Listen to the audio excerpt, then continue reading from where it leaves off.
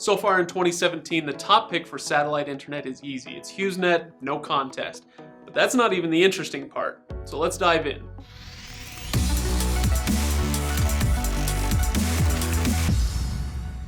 Now, last year when you were looking at your options for satellite internet, you had 5 different companies to choose from.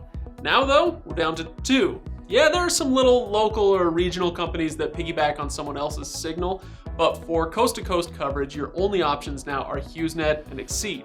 So what happened?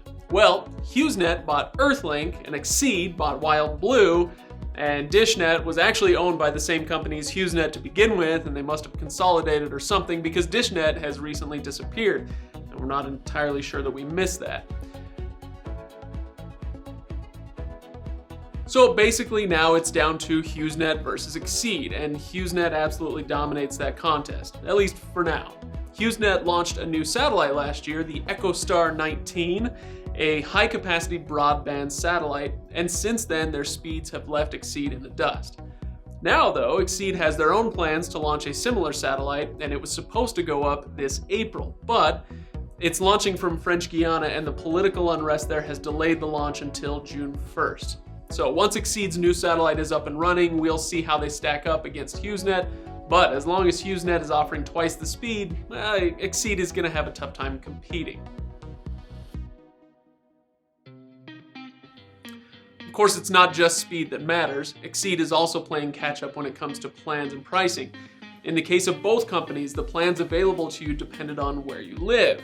In a zip code where this or that deal isn't available, well, too bad. The confusion didn't exactly endear the satellite internet companies to their customers, and Exede at this moment is still stuck in the old way of doing plans, but along with a new satellite, HughesNet has launched a new pricing structure that simplifies everything beautifully.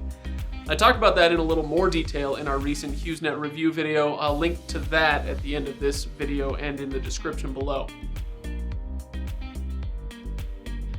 Now, of course, it's not all roses for HughesNet. In the case of both companies, customer service leaves us wanting more, plus 2-year contracts are still standard across every plan, which is annoying, of course. And with both HughesNet and Exede, gamers are not going to be able to do much, but both companies are fine for Facebooking, maybe some light streaming. And installation of any satellite internet system is a bit of a pain, and it can take that technician all day, so be ready for that. And speaking of installation, if you are purchasing your equipment, the upfront costs for satellite internet can be upwards of $400. That cost won't be quite so bad though if you lease the equipment.